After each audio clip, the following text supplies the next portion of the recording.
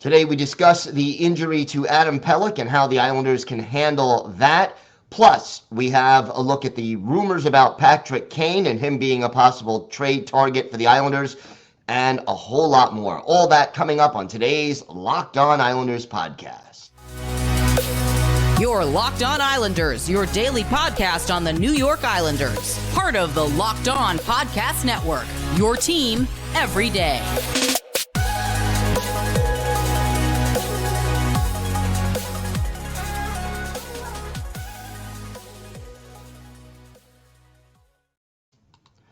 And welcome, everybody, to the Thursday edition of the Locked On Islanders podcast. Gil Martin, so glad you could join us today and be part of the Locked On Islanders family. And thank you for making Locked On Islanders your first listen every day. We are free and available on all platforms. We've got a lot to get to on today's show, but first, if there's something Islanders related on your mind, if you have a question, a comment, maybe something you'd like us to discuss on a future episode, feel free to send us an email. The email address, lockedonislanders@gmail.com. And if you leave your first name and where you're from, we are happy to mention you on the show when we discuss whatever it is that's on your mind. You could also follow the show on Twitter at LockedOnIsles, and you could follow me, Gil Martin, on Twitter at IceWars, NYR, VSNYI. We'll keep you up to date on all the latest Islanders news, notes, and happenings. And I am also live tweeting during nearly every Islanders home and road game. So do make sure you join me for that. It is always great to interact with Islanders fans, game time or anytime. So please do follow. And let's talk a little Islanders hockey. Lots to discuss in the wake of a very disappointing performance on Tuesday night against the St. Louis Blues. And the big news, and we're just still not getting a full story, really, from the team as of right now. But Adam Pelech injured in the game, and it was a real questionable play, and I mentioned it briefly on the show yesterday. Robert Bortuzzo came in. That should have been a boarding major, in my opinion. It just was painful to watch. Looks like Pelech may have a concussion. Nothing official yet from the Islanders. His leg also, his right leg, kind of bent back at a funny angle after the hit. And it was very discouraging because obviously, even if Pelech and Pulock are not having their best season so far defensively, losing Adam Pelech would be a very big loss for the New York Islanders. Now, I don't know that he's necessarily going to be out for Friday's game against the Devils.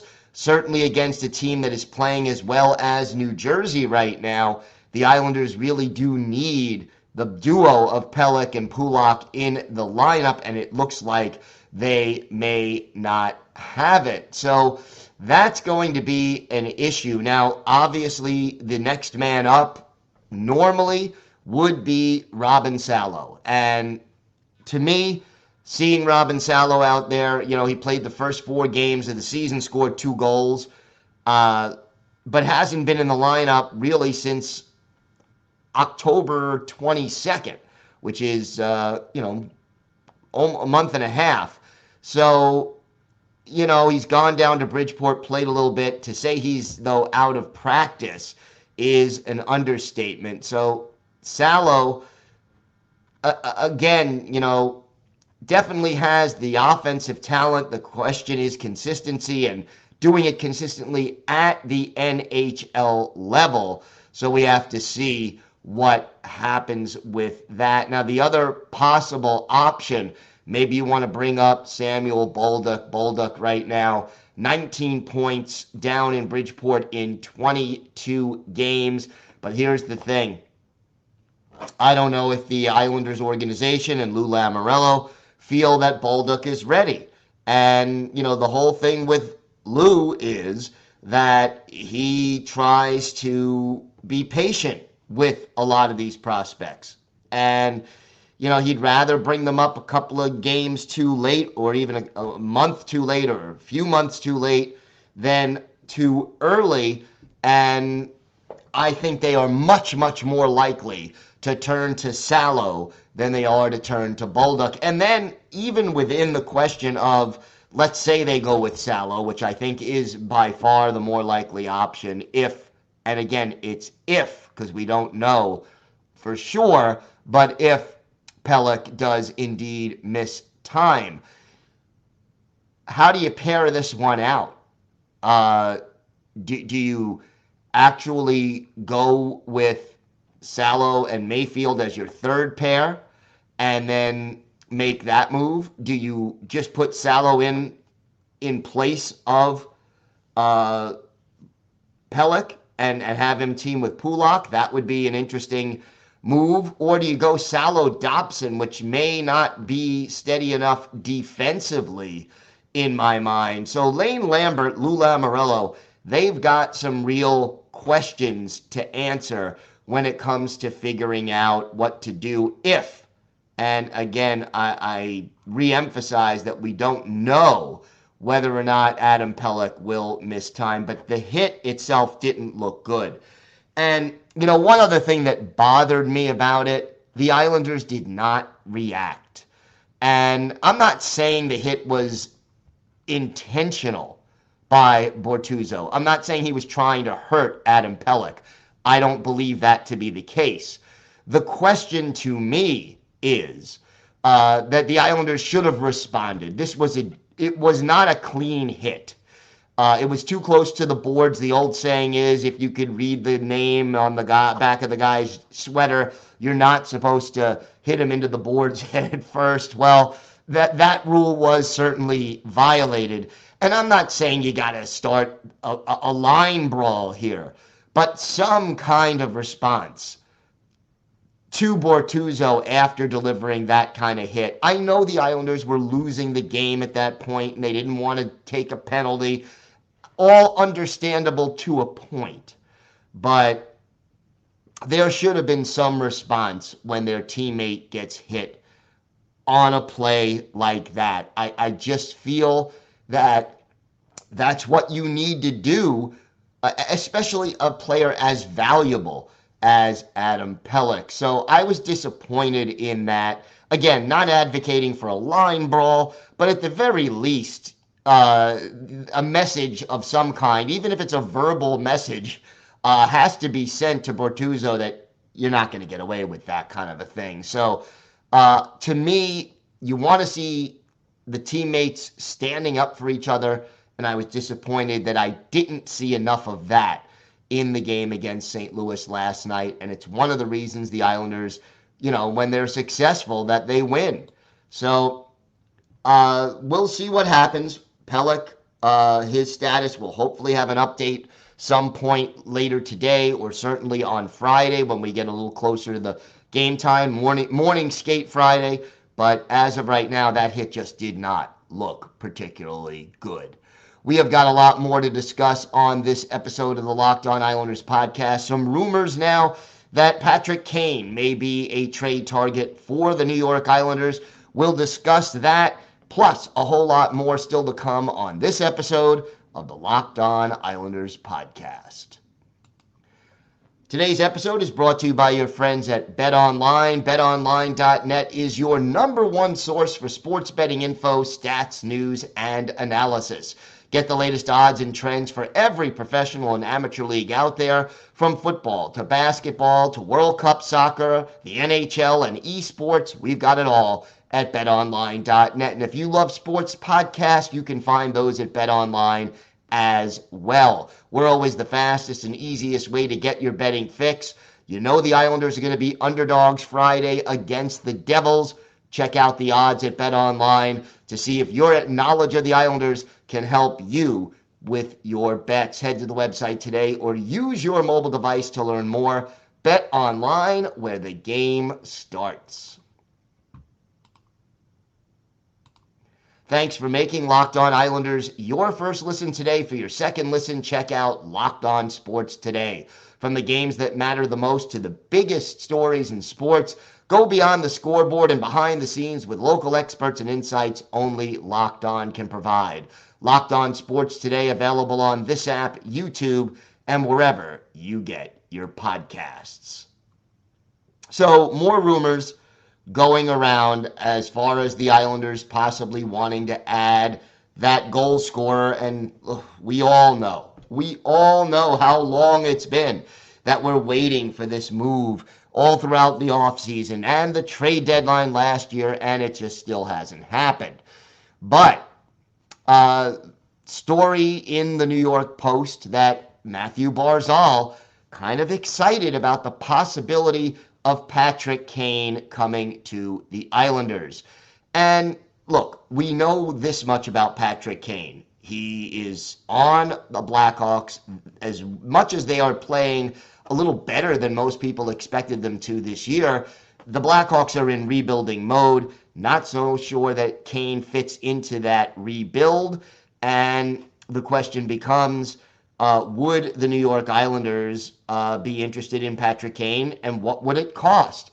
Here's what Mathew Barzal told the Post. He's one of the best of all time. It'd be pretty cool to play with a guy. He was second to none. Such a good passer. Such a good goal scorer, too. He really does a lot of everything with the puck. It definitely would be cool.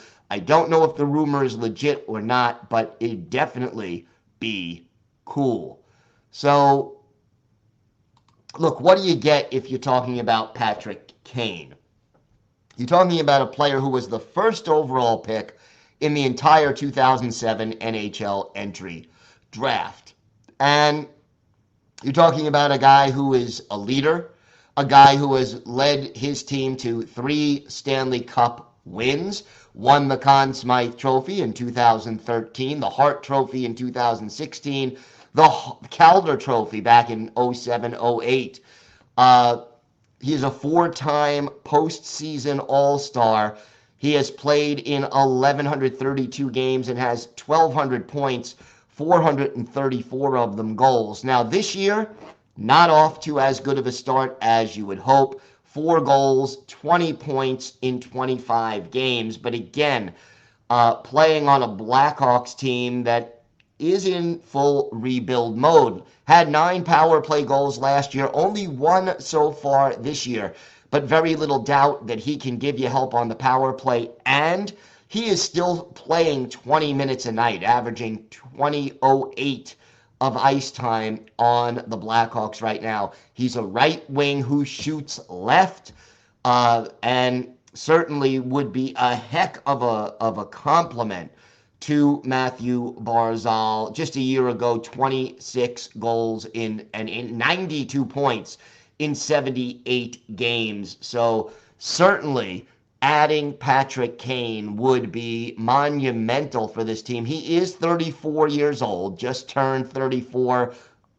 before American Thanksgiving. But, you know, we've talked so often about the importance of getting a player who can take the plays that Barzal makes and convert them. And I think bringing Patrick Kane in, you're talking about a leader, you're talking about a consistent offensive force, and you're talking about a player who will make the players around him better, gives the Islanders a guy with playoff and Stanley Cup winning experience. I think that will help the room. And a guy who hasn't slowed down yet. Now, the drawbacks, $10.5 million cap hit. The Islanders probably will have room to add Patrick Kane. The question simply becomes when such a deal might be possible. And the thing is that Patrick Kane, you know, his play has not fallen off just yet. It will. I think there's no question about that. But, you know, Father Time being undefeated as he is, but right now, he is still playing at a very high level. And this is the last year of his current contract. If I'm the Islanders, I want to have an extension negotiated with Patrick Kane before I acquire him, unless, if you want to make that deal as a rental player, the price for Kane would have to be less. Again, the Islanders are going to have to part with a first-round pick as part of this deal, and probably one of their top prospects, whether it would be Dufour or Atu Ratu. Those are the guys who other teams are going to ask for, especially a rebuilding team like the Chicago Blackhawks, who was loading up on draft picks. They had 3 first-round picks in this draft, trading away some talented players. I think it would be a good move, especially for a Lou Lamoriello team that has so many players who are on the wrong side of 30, where, you're in win-now mode with this hockey team. So adding a guy like Patrick Kane certainly reinforces the win-now aspect of it. To me, I would rather pay a little more and sign him to, let's say, a 3 or 4 year extension, regardless of, and certainly not for $10 million a year, but I think you could probably get him for less than that on the extension. He signed that deal 8 years ago when he was in his prime. But if you can get him for $6-7 million a year, the Islanders can make some maneuvers to fit him under the cap. I think it can work, and I think he would be just a great addition to this team on so many different levels. And even just hearing the enthusiasm of Mathew Barzal in his quotes to the New York Post. Here's the thing. Barzy getting, I think his game would be rejuvenated. I think he would be excited about the prospect of playing with Patrick Kane, and I think that would help him take his game to the next level. And really, I think it would electrify the locker room, and it would really give the Islanders a chance to join the group of contenders rather than the group of bubble teams, which is kind of where they are right now.